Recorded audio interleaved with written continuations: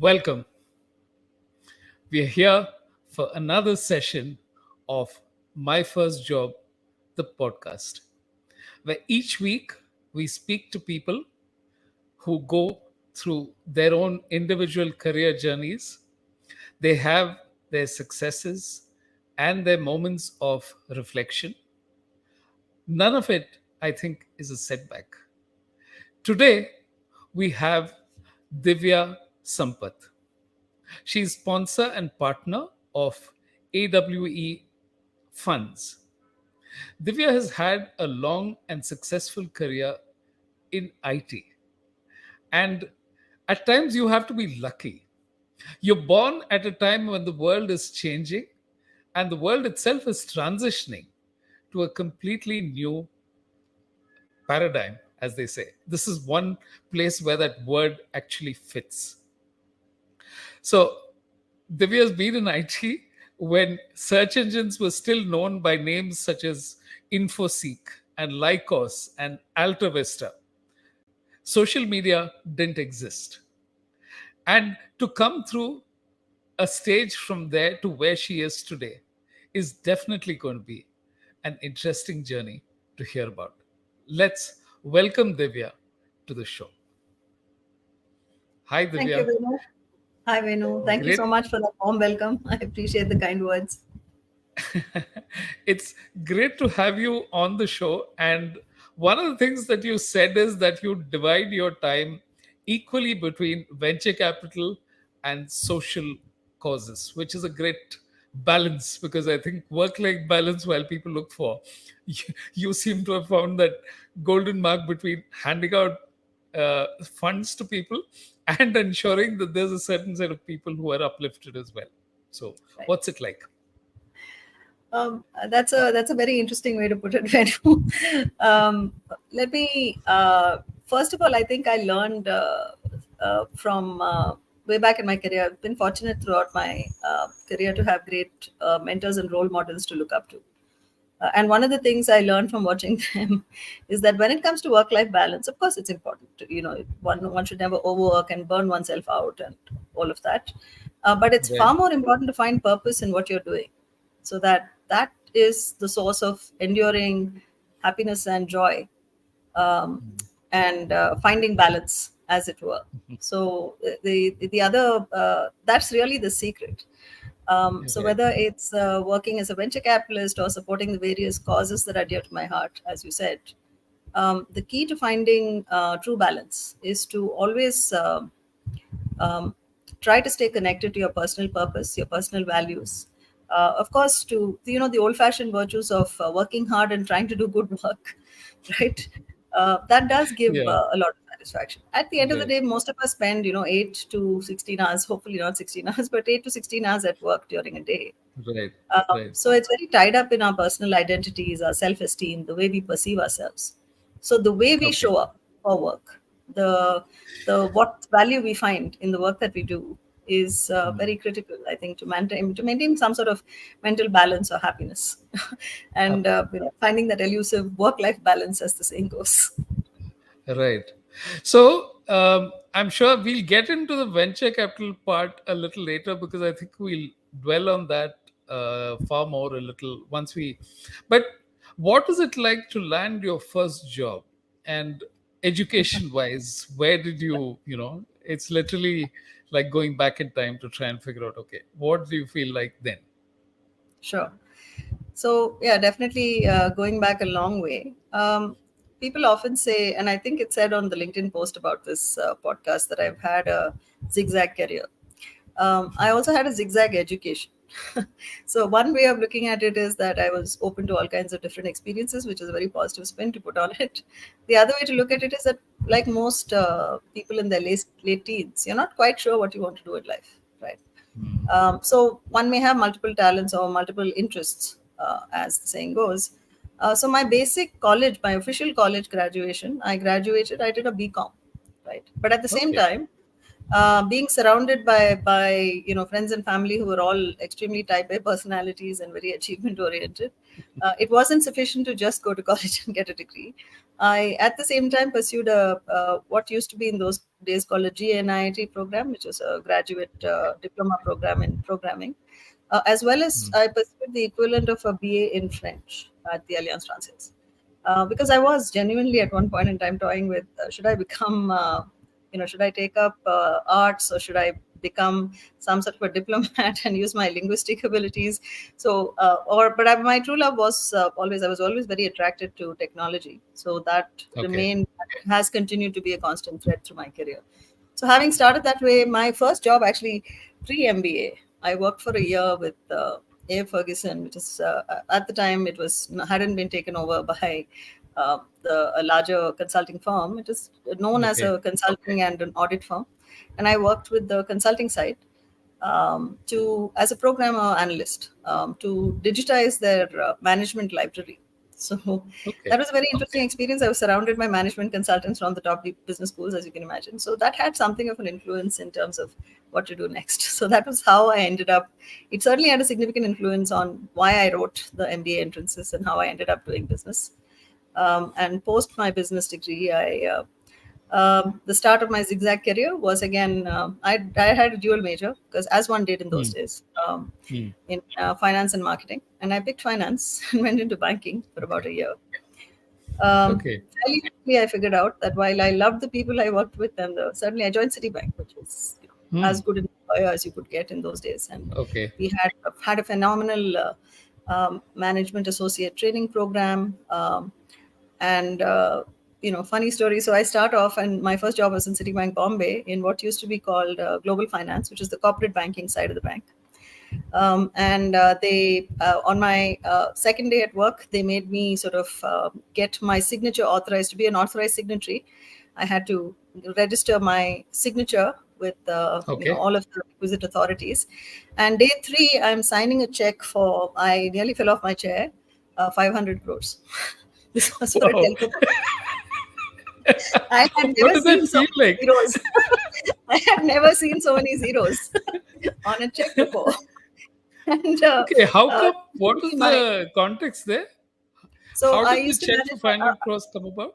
Yeah. So again, I was managing cash management. So corporate cash management means that fundamentally you move large sums of money around, and this is very much in the mid 1990s. Indian banking was also not as automated as it is today, right? So Okay. money didn't move instantly. There was no NEFT, no RTGS, etc. If you had to move Right. money from, let's say, from Kolkata or Jamshedpur to Pune, which is what the Tata Group used to do, they would have to work with their bankers to work with a correspondent banking network. So you would transfer Okay. money to, let's say, your correspondent bank's account in Jamshedpur, and those folks would then transfer the money to their branch in Pune, which would arrive 4 days later, and then that branch would, through the local clearing system, transfer the money to Telco's account with Citibank. So there was a cash management system. So Citibank had leveraged this opportunity because money did move very slowly. Either that, or you had to move money through much slower methods. It would take 2 weeks for the money to get transferred. So Citibank had created this cash management offering, leveraging the weaknesses in the banking system to say, we'll move Okay. your money. Otherwise, it'll take you 2 weeks. With us, it'll take 4 days, by Okay. leveraging this network of correspondent Right. banks. Right. And they were making money off the float, because while the money is moving through the system, you're sitting on 2 days of float. So that money is Okay. basically free money that you can then put into the money market and so on and so forth. You to boost up your But statutory liquidity ratio at your SLR and so on and so forth. So I'm getting too deep into so that, but this was a no, but context I think behind. very clearly what you found out is early on you signed a check for 500 crores, and that kind of set the stage. Yeah. After that, Hey, I what don't think what you're brought ever me very quickly phased. down to earth was actually seeing the credit in my own bank account, which was barely touching five figures at the time. So on the one hand, my salary was like barely crossed five figures, and on the other Yeah. hand, at work, it was very schizophrenic in a way. But beyond, you Yeah. very quickly stop thinking of it when it has so many zeros and you're talking about such vast sums of money. The thing Yeah. that inures you is you stop thinking of it as real money, which is dangerous Right. because it is real Which is money. dangerous. Yes.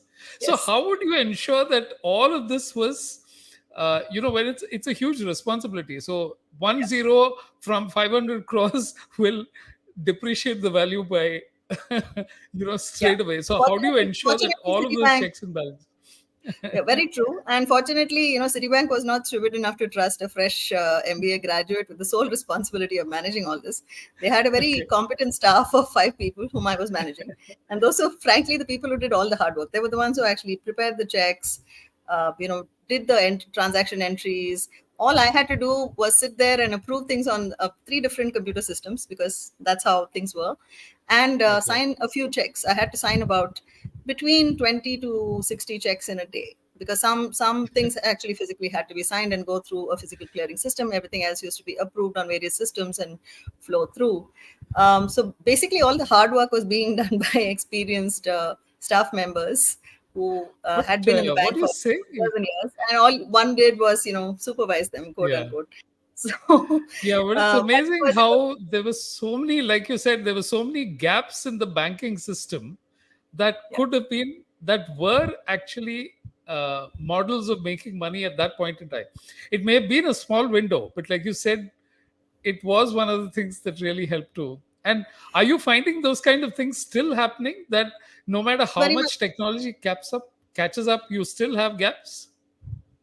That's a really good point, Venu, and actually we are making a fundamentally very good point. I would actually say that there's a reason, and cash management operations this way was a product offering that pretty much was invented in India and then was Okay. transferred to other sort of South Asian and a few other developing economies, because of course the developed world didn't need it.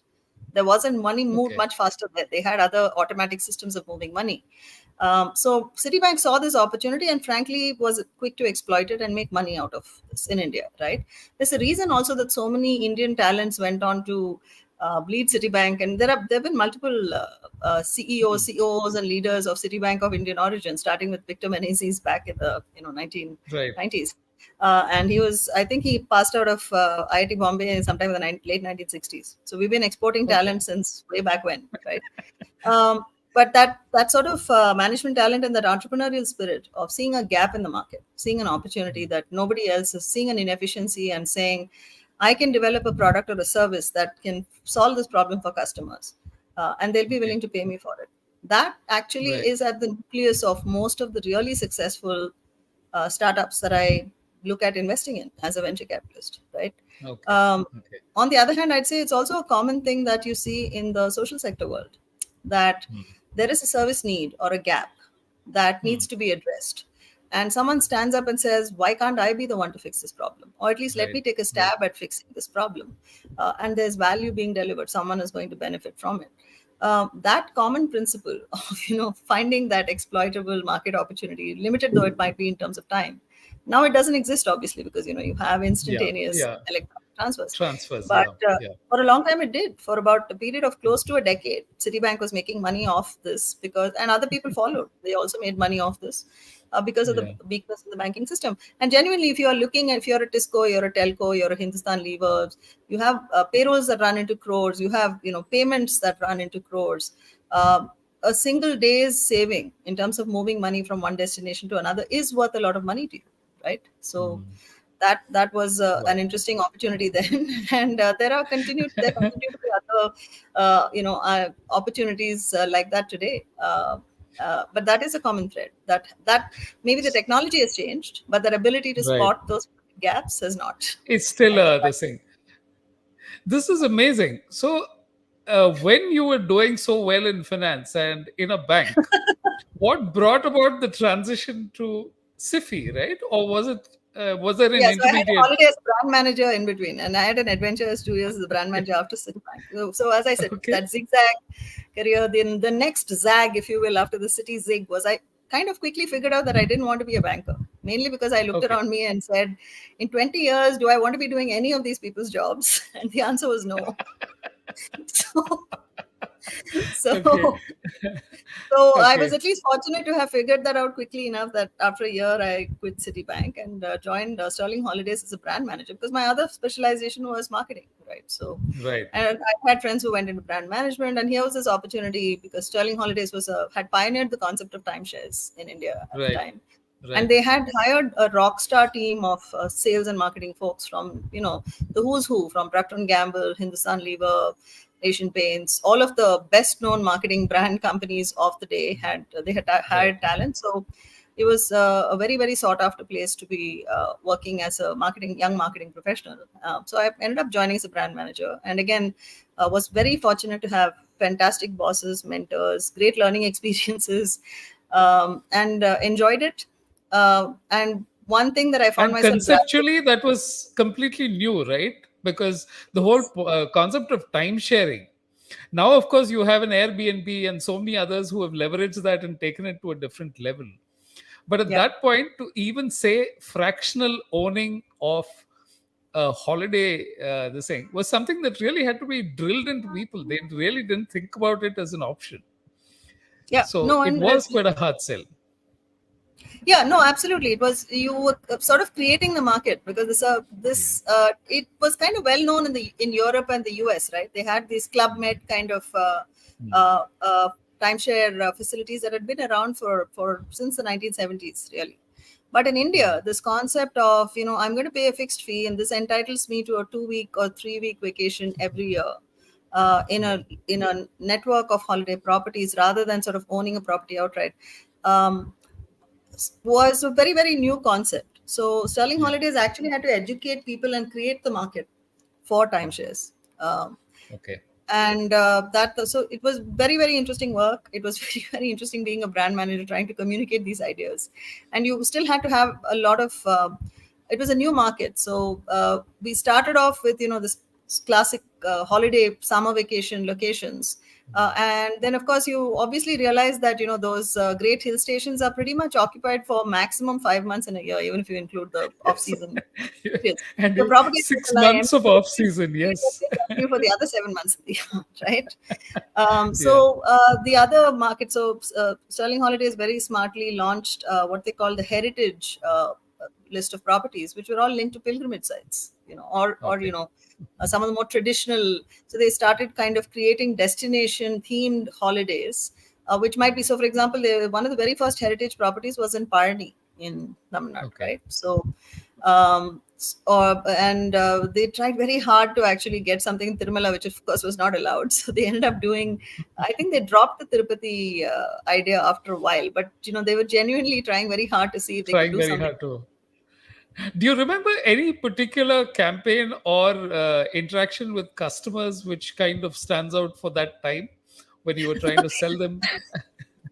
So I'll tell you one that kind of stands out. So we were trying to launch a new sort of golfing holiday package series, and we had tied up at the time with Greg Norman, Okay. who, the famous golfer of those Right. days, Right. to do signature golf courses. So the first signature golf course was launched in Delhi. So, and that went fine. But then we needed to find other sort of golfing properties at reasonable prices that we could then turn into resorts and launch. Hmm. And Coorg was one of the destinations that the Sterling Holidays team ended up choosing. So they Right. put us on the job of, they put me in charge of actually developing the campaign, the brochures, the leaflets out. I hadn't been to the property at the stage, and the Hmm. resort hadn't come up. So essentially, you were Hmm. selling the destination, as one does. Right.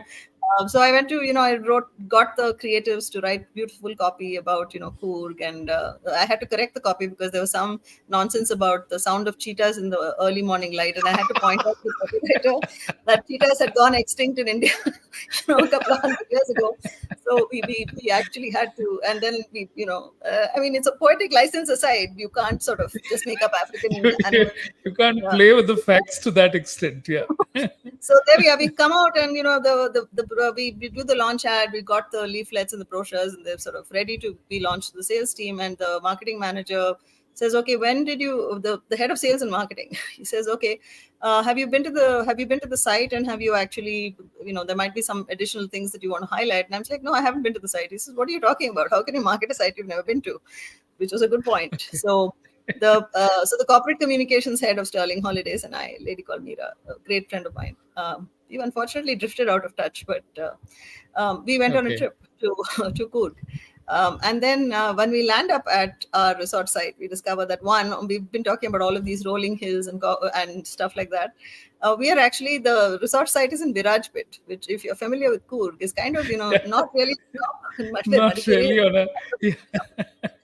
And Right. it's barely, you could barely call it hilly terrain. So, and which was also understandable, because remember, this is supposed to be a golf resort. So with golf Right. resorts, you don't necessarily You, want sloping hills, you you want can't have, flat. yeah, So you it was can't have perfect for so that. many ups and But downs. all our Yeah. copy that had been written and approved was all about rolling hills and, you know, misty mornings. And the misty mornings did exist, of course. But Yeah. so Okay. it was a good thing we went and came back, and sheepishly, kind of, before we did the next lot of printed collaterals, we kind of redid a few things and included a few actual photographs that we had gone and taken Off at the the site. place. Okay. Not a single building had come up at this point, but we did get Wow. some actual views of the Virajpet property included in the brochure. So, Okay. That's another break of a different sort. So, how did right. Sifi happen? Because So finance. Yeah. absolutely. So I found myself at Sterling Holidays gravitating towards all of the projects that included some sort of computerization or digitalization, right? And I would always put my hand up and volunteer to do that. Okay. And I was the, first person to say, okay, we need to create a website. So they put me in charge of Okay. creating the website, and Okay. getting the agent, briefing the agency, and getting a website put up and all of that. So my boss, when he was doing my annual appraisal, and again, was fortunate to have two really great bosses. I moved from one to the other. A gentleman called Ravi Warrior, and then to a gentleman called V.N. Bhattacharya, who Okay. was extremely, one extremely accomplished, very smart, fantastic mentor, fantastic boss. And I remember after my doing my annual appraisal in April of '98. He gave me a good review, and he gave me some feedback. He said, "Look," and we started talking as one does. Good bosses talk to you about your future and development and what you want to do next. And as I was talking, he said, everything that I hear that you're really passionate about is really in the tech field, not so much in the marketing field. So my advice to you was, think about what you want to be doing 5 years from now. Picture what is exciting you and is going to keep you happy, and then figure out what you want to do next, because that's how you're going to find real Right. satisfaction in a job well done, because you're a good brand manager, you're competent, no doubt. You can continue to succeed in this path, but the thing that really makes you light up is something other than pure marketing. So that was good advice. And I started casually looking around for at what was happening. Quite a few of my friends had actually, at this point, this was 1998, so tech was booming. That whole Y2K thing that you mentioned was just Yeah. sort of coming up. So lots of people were joining the likes of Infosys and TCS and Wipro, and starting to make careers in the software development world. They were starting to go overseas. My batchmates, my friends, even some of my juniors were starting to go overseas and do interesting things.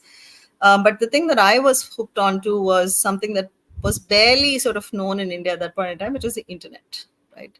Okay. So I looked around, and there were really less than a handful. You couldn't even count on the fingers of one hand the number of companies that were doing internet work in India in True. 1998. And one of them, the better known one, was Rediff, which was Mumbai based and was a Yeah. website, right? Yeah. And the less well known one was this Chennai based upstart company called Satyam Infoway, which Yeah. was a subsidiary spun out of Satyam Computer Services. And they were talking about being India's first private ISP at a point when India's ISP policy had not been rolled out. Right. So this was an internet company that was not licensed to sell internet. Okay. So, but I was enthusiastic about the idea. And I was very sure that, and of course, the signs were there. The BSNL, MTNL were the only ones who were giving you that fantastic blazing speed. I was so excited when I upgraded my home internet from 28.8 kbps to 56.6 kbps. And I remember selling Dishnet DSL. We did a campaign for them where 256 kbps broadband was sold at 30,000 rupees a month. So, Yeah. so obviously This there were people who knew how quickly it's going to change, or at least they took the plunge into it early on. That's very true. And remember that at this point, the ISP policy hadn't been released, so Dishnet wasn't Release, selling yes. internet at the time that I'm talking about, right? Nobody was, Right, because they weren't allowed right. to. Only three companies in India could, which was BSNL, BSNL, and MTNL. These were the only three Yes, companies that could actually sell internet to anyone, exactly. corporate or not, Yeah. right? Okay. They were, of course, we were allowed to sell private network services, which is what Sifi was doing at the time, and Okay. also doing. Uh, um, they were also doing system integration work, and particularly around some areas which are nobody talks about, EDI, etc., etc. But there were Okay. services B2B, no B2C, no. So I walked into their offices with my resume in hand and said, "This is my resume. Please consider hiring me." So I think they were a little surprised, but the head of HR listened to me for half an hour. She asked some questions. I was very, very enthusiastic. So she left me sitting in the room opposite the reception. I remember this, in the ground floor. And after some time, this gentleman walked in and he sat down, and we had a really great conversation. He asked, I had a lot of ideas to share. Hmm. And we spoke for, I think, close to an hour. And he finally asked me, he says, "Okay, this is all very interesting, and clearly you're enthusiastic and knowledgeable about the internet. What kind of job would you like to do here?" And I knew that there was no sort of B2C internet just yet. So I said, "Would you hire me for corporate sales?" Okay. He said, "I thought you don't have any sales experience." I said, "That's right, but I learn on the job." So, for whatever reason, I think he said, "Yes, okay, fine, come on board. You can start at corporate sales." We had a grand Okay. total in Chennai of three corporate sales people, one of whom was my Okay. boss. So, what I did not know, which stood me in good stead later on, I found this out much later, is that the person I had been speaking to, of course, as I was walking out, I realized that was the CEO of the company, R. Ramraj. And what I did not know at the time was Mr. R. Ramraj was a close friend of Mr. V. N. Bhattacharya, because they'd gone to IM Cal at the same time. So, Okay.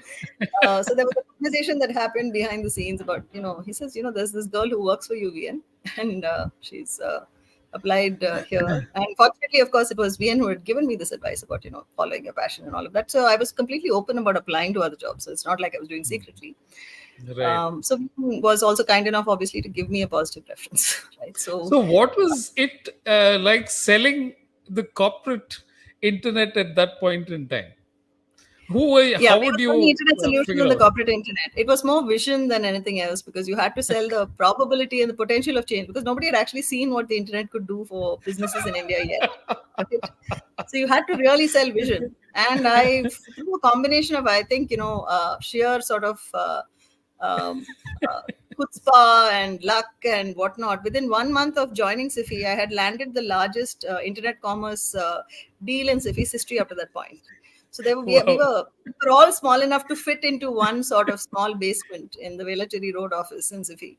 Okay. So we all crammed in there. There was a cake cutting ceremony, and all of that happened. So, so again, so this I was very lucky to have that early success, and off the, I don't know, the buoyancy generated by that early success with that and a couple of other deals.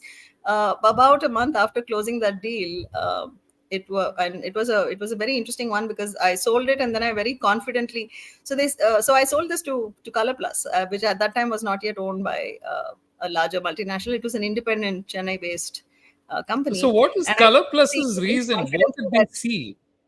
sorry. What did Color Plus? What did Color Plus see in We the said we're internet? going to Were they create an online website where you will end up doing most of your sales. Like, we will great? build you an Amazon.com in India, but for clothes, is what we told them. So that's the Wow. vision we sold them. And so the Yeah. CEO said, "Look, I'm happy to try this out, because I can see that overseas." And the CEO was very forward looking. He said, "Look, I can see that LL Bean is Right. doing this in the US, and I can see that the Gap is doing this. So I'd like to try it out in India." And at this point, nobody else was actually selling clothes online either. Yeah. So, and ColorPlus was kind of a niche brand, right? Upmarket but Right. niche brand. Right. It wasn't exactly Exactly. all of.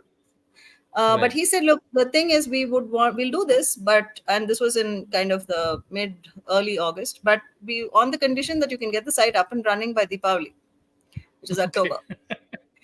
So I looked at my technical architect who was in the meeting with me. He was like, "Don't say that." And I said, "Sir, I think we can do that for you."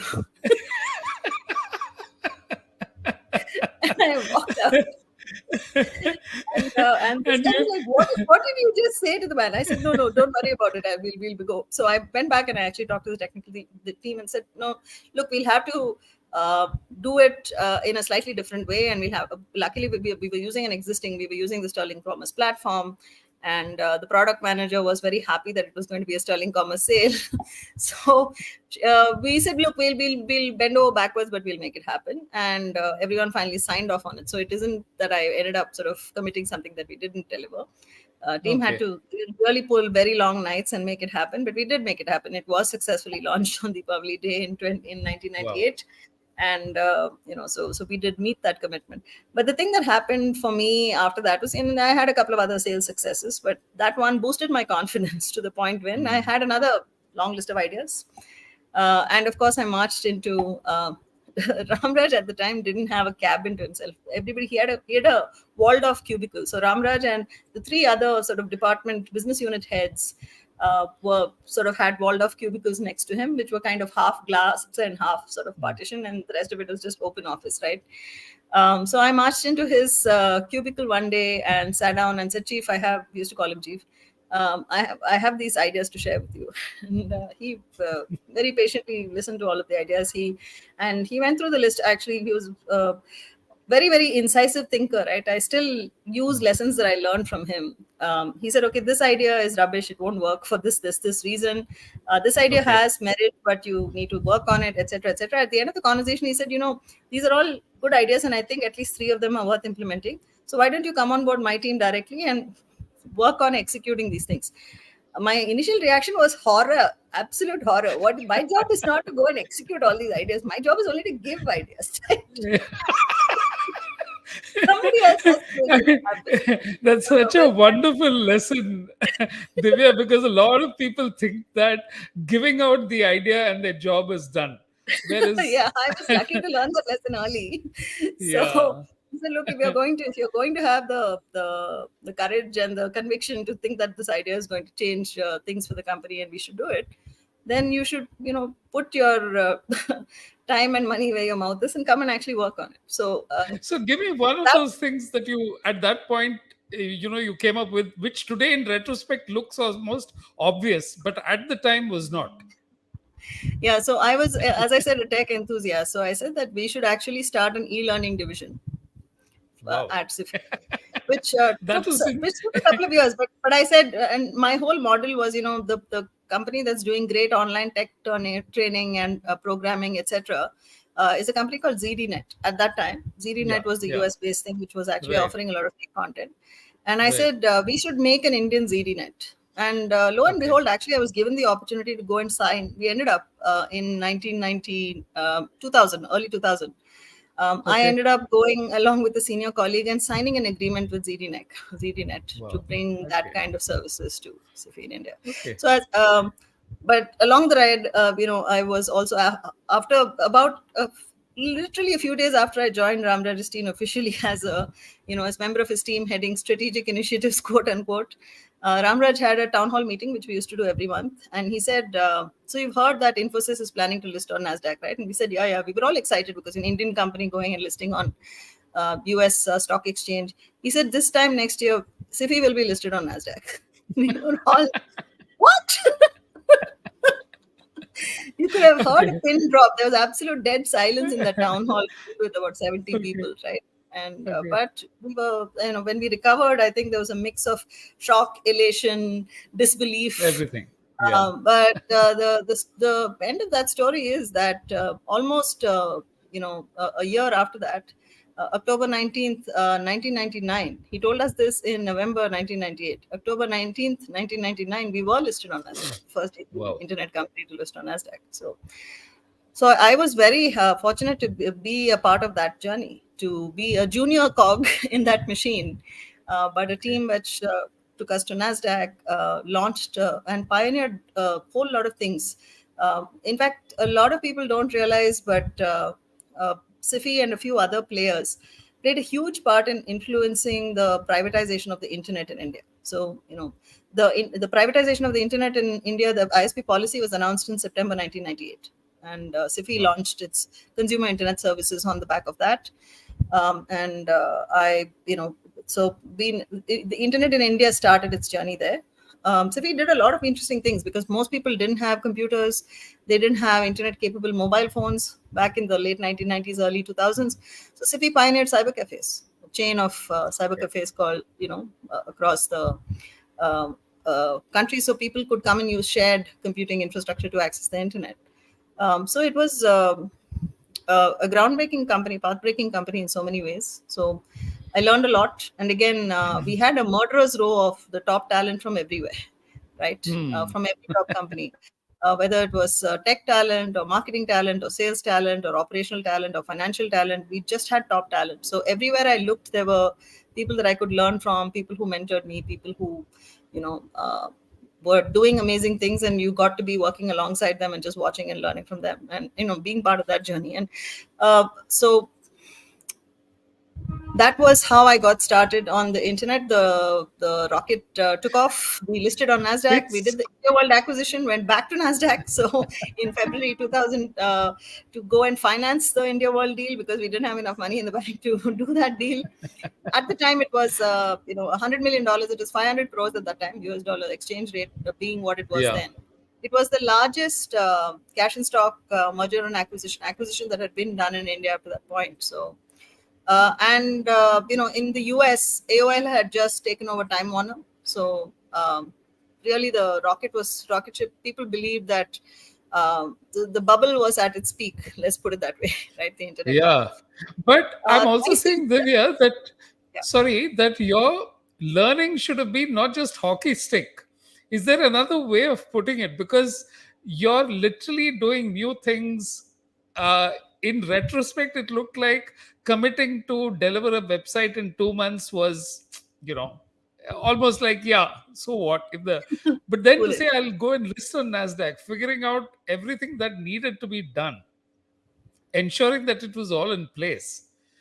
Yeah. Uh, and how did you go about figuring out? Or you said you had the talent in house, or it was a combination of several things that worked in your favor? Um, so definitely both, right? Because the one thing that I learned was Ramraj didn't say that lightly, right? He'd been doing this, had been part of his vision from the day that he agreed to come on board as a professional CEO of Sifi. He did Okay. several things. He struck a deal with the Ramaling Raju and the Satyam family to say, "I'm going to run Sifi as a completely independent company. It will have a completely independent board. We may be initially completely owned by Satyam Computer Services, but I will hire a separate team. We will not go to market with any of the other Satyam divisions. We will chart our own destiny because we're an internet company. We are Okay. not a software services company. So we don't run businesses. The rest of your business looks different from us. So we will run this differently. And we are going to become independently listed on the stock exchanges." And I think very quickly after that, he told me later that he had decided that it would be quicker to list overseas than it would be to list in India, which is why we, That he you know, was right. Yeah, he was. absolutely. And there Yeah. was a lot of capital being made available to internet companies at the time. So Sifi would have been foolish to miss that opportunity, right? Hmm. So we didn't miss that opportunity. And a lot of groundwork and thinking had gone into that point. And it was Hmm. that vision which inspired all of us. So I think great leadership is both inspiration and preparation. And Ramraj really taught me a lot because he embodied that in so many ways, right? Um, Hmm. we You and I, Venu, in a private chat earlier, were talking about how one of the key skills one needs to learn is how to read a room, and how to uh, talk to Yeah. people, and that was something that I learned from watching Ramraj and learning from Ramraj, because it was something that I was not inherently good at. So um, Okay. I. I had other mentors too, but of course he stands out and he still continues to be a mentor whose advice I rely on today. So Yeah, because so artistic learning curve, like you were saying, I would say that we soared up, but we also came crashing down to earth a few months later with the dot-com bust, right?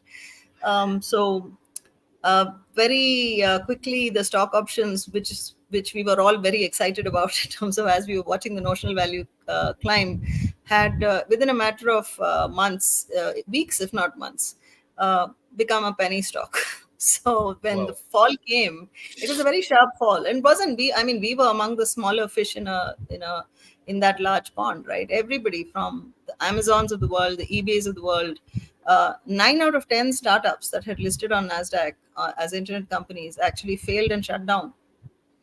Even some of the Yeah. giants like AOL today kind of, AOL kind of Yeah. exists as sort of a very tiny company somewhere. It still exists as a corporate entity, but that AOL Time Warner merger obviously split up, and Warner Brothers went its own way, and Mm. Time Magazine shut down, and all of that Yeah. happened, right? So the world changed a lot after that dot-com bust.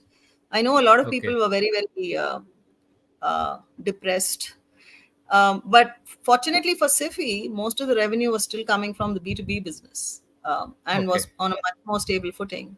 So while our stock value had perhaps crashed, our business was robust and was continuing to grow at a steady pace. So Sifi was not, Okay.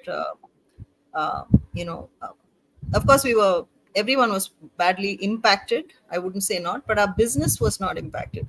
What went away was Okay. all of these things of people coming to us and say, Sifi should acquire us. you know Mm. I won't name names, but there were several sort of Yeah, I large know. media Yeah. houses which approached Sifi and Yeah. said, you should buy us out, like AOL bought over and took over Time Warner. And that's Right. sort of Right. stopped, right? But Right. No, it was like you said. It was one of those times which today, in retrospect, 2 decades ago, people don't remember. They remember the crash of 2008 because it's more current. But what happened is that it literally wiped out a whole lot of companies in India, and people began. I remember articles saying that the internet is just another fad. Nothing is really yeah, going to happen. This is yes, not going to, take off, or it's going to be one of those things that happen. And it was literally, step by step, which is why I'm saying the people who stuck around, which you did, you figured out, you believed in it deeply enough to say that, that this is where I think the future, and that is hardest to do when things are down. yeah, It's very easy to do when markets are growing at yeah, x multiples every year, but it's yes. very different when you have to try and figure out, okay, where do I stand, and then trying to figure out where do you go. So how did you make that decision on the next thing? Because you took over, you grew businesses of Cognizant in North America Yeah, and Europe, yeah. so, I mean, I'm saying we've just touched upon the early part of your career, and we're already 45 minutes into this. Yeah, maybe I should shorthand things a little bit more. Uh, But I want to address two things which you said, which I think are relevant lessons which I learned. Which is, again, I said, as I was fortunate to have smart people around me who advised me and guided me, and I was able to learn from them. One of the things that I had formed a deep conviction about was that you can't put the genie back in the bottle. right. About the internet and the potential of the internet. We did believe that there were some other factors which needed to fall in place for the internet to truly become transformational in India, and that was an early trend that we had a lot of conviction about, which is when mobile internet really proliferates. That's Mm, when it's going to be transformational for the vast majority of India, because most people will never access the internet through computers. right. It will end up being, though even we didn't at that time anticipate just how large it would be and how transformational it would be. I remember helping Ramraj write speeches about how feature phone Kerala fishermen with feature phone access were able to SMS and find out which port was getting the better prices for fish that day, Right. and therefore how mobile technology combined with internet technology was going to completely transform the lives of every person in India over the next 2 decades. And I was helping him Right. write those speeches, and we had that deep conviction, which never changed. So Mm, that kind of helped me to keep up with it. I mean, obviously, it was the first major sort of economic crisis I had seen in my career, but okay. certainly not the first seen by my parents or my seniors at Yeah. my employers. So people talked about what they had gone through and the kind of turbulent times that they had confronted, and to just try and find a firm place to sit and to keep your feet on the ground and continue to work hard and find opportunities in the day to day as well. So I Mm, ended up moving to Cognizant at a time when Cognizant was a relatively young company, and again, this was it had not hit $1 billion in revenue when I okay. joined, which was 2005 May. But the other thing that I did join was also a practice which in an area where Cognizant was less well known for, which was infrastructure services, because that was my background. I'd come from Sify, where I'd helped to set up a remote infrastructure management business, and I understood the networking space quite well. So that's I joined that practice in Bangalore and I initially helped to set up the consulting capability and the business development capability with a group of I was relatively still quite barely 10 years out of business school, an even younger group of smart MBAs and engineers from top schools. That's the team Okay. that we set up. And again, we had a lot of passion and conviction, and ended up winning some lighthouse deals, stealing the business from the more established competition like TCS and Wipro and HCL and even IBM and Accenture in a couple of cases, and that gave us a lot of confidence and momentum. And I ended up moving to London to help set up the infrastructure services business in Europe for Cognizant at the time. And I lived in London for 5 years doing this. When I went, I was the first person on the ground. We had no customers in the UK or Europe. But we ended up doing a couple of deals, and we ended up at close to $1 million in my first year of operation. The second year of operation, we So did how did 7.5. you land your so how did you land your first deal? How did you go about meeting customers? What was it that you Well, did? you leverage your friends and colleagues, right? I went around and made friends with every client partner in the London office who was selling app services, and I said, "Can I come and sit with you in a customer meeting? I won't sell anything. Okay. I'm just there to listen. So please take me with you." Okay. And I did that for a month. And out of that came some of our early sort of customer opportunities including at customers like Lloyd's, TSB Bank, and AstraZeneca.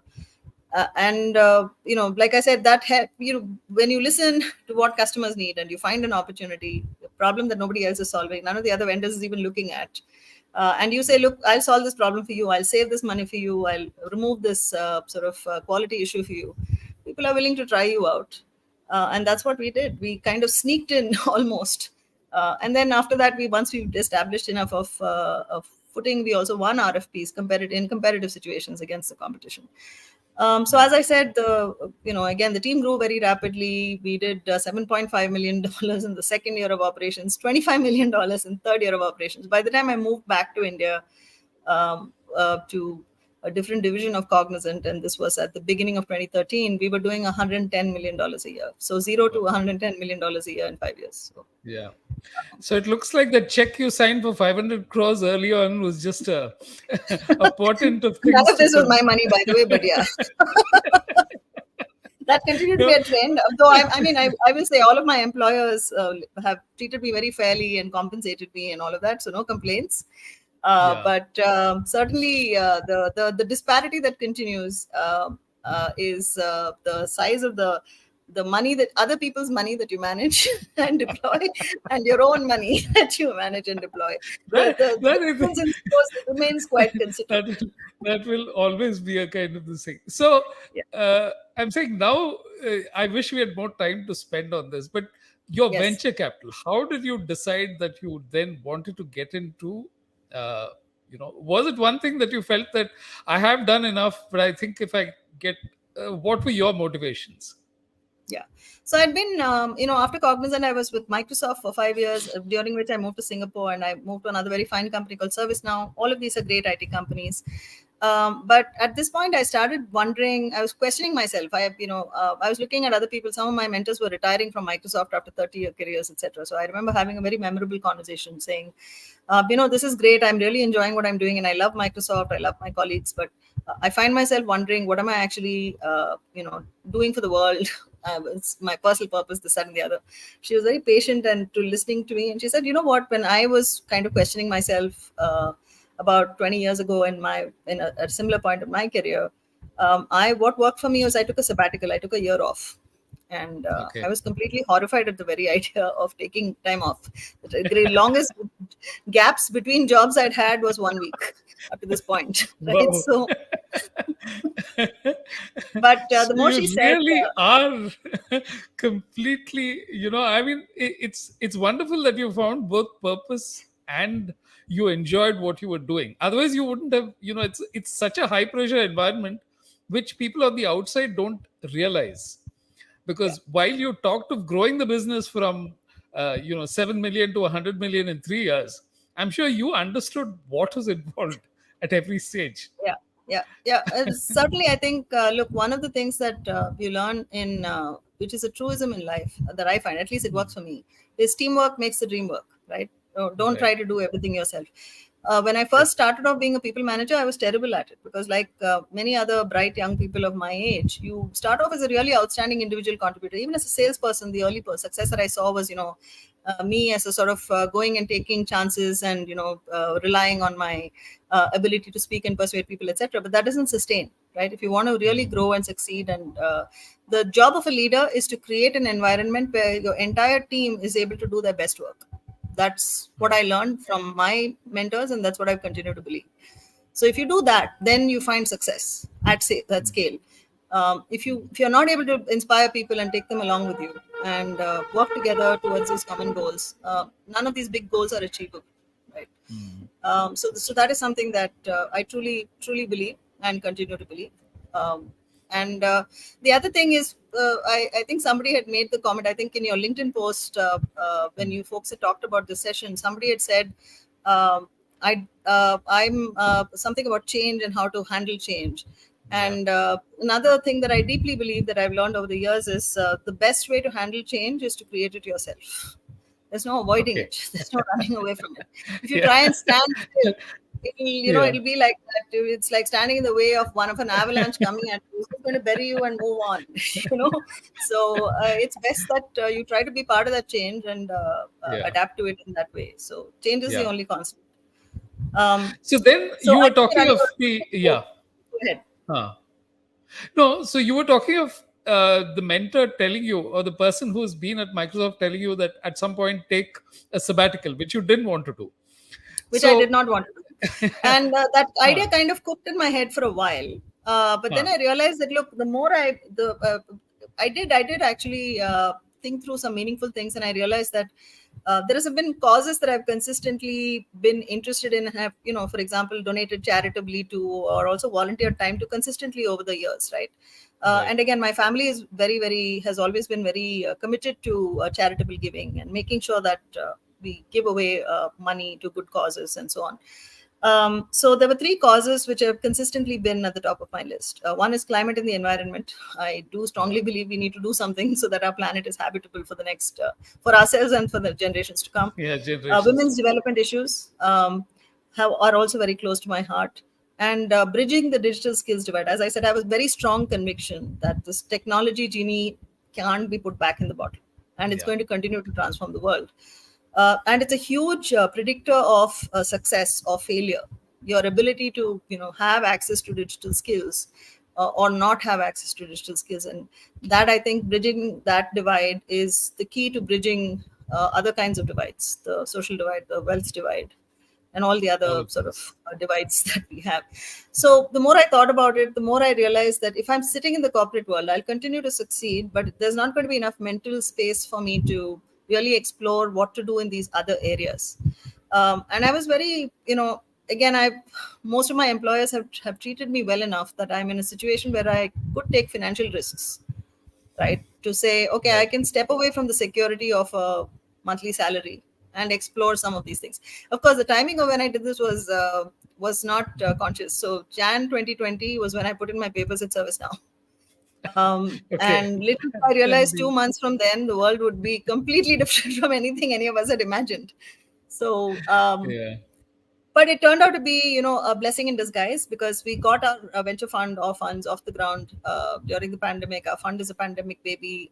The Some of the other organizations that I spent time with, including Aspire for Her, which was started by my junior Madhura Dasgupta Sinha from XLRI. That's an organization that focuses on getting women to enter and stay in the workforce, because India has this right. problem of women's labor force participation being quite low. The other causes that I volunteer with, most of these things I got involved with during the pandemic lockdown period. I was still living in Singapore at the time. But thank heavens for technology. Most of Mm, this happened over Zoom and Teams calls and web conferences and video conferences. But we did get past that particular situation. And three okay. years from then, I'm excited to see what will happen next. Very much learn to um, live in the Yeah, moment. see, and, right. uh, So and you must those be getting a lot of pitches from young entrepreneurs, startups, and that's your daily, it's almost like a daily routine. So it is very much my what is daily it? routine, and it's my conscious daily routine. I love that. So Yes, yeah. it's not just the startup pitches which are interesting, and I'll tell you a couple of examples of striking conversations that happen. One is I do mentor some startup founders as well as others, people, young Hmm. professionals, and people at various stages of their career as well. Because as I said, I've been very lucky to have great mentoring throughout my career, and I think it's important to try and give back. The other thing I've learned is mentoring. Actually, you get quite a lot of stuff back, because the more you work with people, the better it broadens your perspective. You learn a lot in the Right, process of mentoring others as well. right. So two stories I wanted. One is of a young person that I met. We this was I had been a panelist at a sort of a small event in Bangalore. This is about 3-4 weeks ago, where I'd been speaking with we were a panel of folks from the venture capital world, and we were talking about startups. And one of the conversations we went through was how this whole funding winter is happening right now for startups, and what's going to Right. happen. And I sort of shared my perspective, saying, I thought the sky had fallen when the dot-com bust happened in the early 2000s. And then I thought the sky had fallen again when 2008 this global recession happened. And yet Yeah, somehow we survived and got through, we adapted. yeah, yeah. So, like Charles Darwin said, this it's the survival is not the strongest or the most intelligent; it's the ones who are most able to adapt to change, right? So that is the thing that applies to these situations as well. That this too shall pass. We need to adapt to this new set of circumstances, and maybe some of the unnecessary hype has. It might be a blessing in disguise in some ways, because it will separate the wheat from the chaff. I'm not saying Right. it's not traumatic. Unfortunately, some companies and even some funders will not be able to weather this. Make it. It's challenging times, but this is again, it's an opportunity as well, right? Yeah. So, uh, like the say old proverb goes, "Tough times never last, but tough people do," and tough companies do as Tough well. people And do. tough Yeah, yeah. companies are nothing but the people, right? So so this so the story So, that so I wanted to tell is uh, this young engineer walked up to me, and he's been working in the software field for about 7 years, and he's uh, just come back to the US. uh, He unfortunately lost his job, so he lost his H-1B oh, visa, so he's come back to India. But hmm, he's found another job. He's a techie with good skills. He's found another job. He hmm, said, "Look, the job that I really want to ask you about, and I want to ask you how I get into it, is this thing that I saw online, and that one of the people that I know through an acquaintance has become." And I said, "Okay, what is that role?" He said, "It's entrepreneur in residence at this VC." I said, okay. "Entrepreneur in residence. Okay, tell me more about what you mean by that." And he said, Uh, "No, this person that I know is working at this US VC firm, and he's the entrepreneur in residence, and he gets a 200,000 salary, plus he gets stock in the companies that he brings to the table and mentors, etc., etc. And that's the job. That's my dream job, and that's what I want to become." So I was a little challenged not to sort of giggle a little bit at that, but I thought it would be rude. So I decided to take yeah. a step back and answer that question a little bit seriously. I said, "Okay, first of all, what is the background of that person who became entrepreneur in residence?" He said, "Yeah, he's my friend's older cousin, and he had started two businesses in Silicon Valley, sold them off, and then he became this entrepreneur in residence." I said, "That is the key. The entrepreneur in residence means that the starting point is you have to be an entrepreneur who's had a reasonable amount of success, and then they'll hire you to share your expertise with others." So Right. the long way around to that job is over the years, you would start your own business, you would sell it off, and then people will come to you saying, "How did you build your business, and how did you successfully sell it off?" And then you can become an entrepreneur in residence. Okay. Um, I think he was a little disappointed that I didn't have a magical shortcut to give him.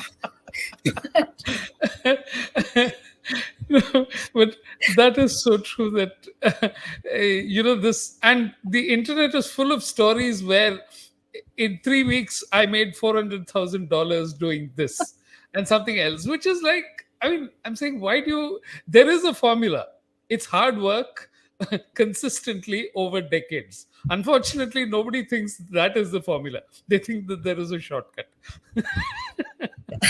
So, Yeah, no, there's another, anyway, there's lots of stories like this. You're exactly right, Venu. But I think I was very impressed by this startup founder who was pretty young, was only 29 years old, and had actually this was the third startup that they were okay, bringing to the table and were telling me about. And it's, the startup is still quite young. They've not yet got a prototype ready. It's a very interesting idea, and I've offered to connect them to some people. What I was impressed by was this, right? They started a business while they were still in college with some of their college okay, mates, and it failed, and they had to shut it down, and they okay, went their separate ways. Then this guy started a second startup with some work colleagues, because he joined again an IT company, as one does, and was doing work there.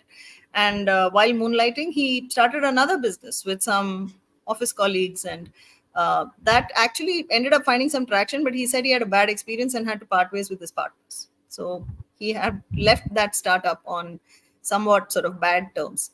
But look at the okay. passion of this guy. He's now started his third startup, right?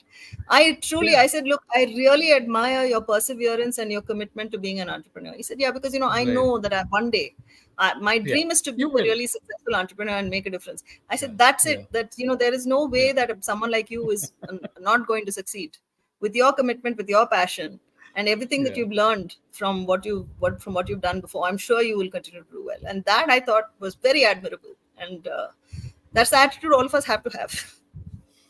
And that's a wonderful note to uh, end it on, because I think, Divya, you've really touched upon.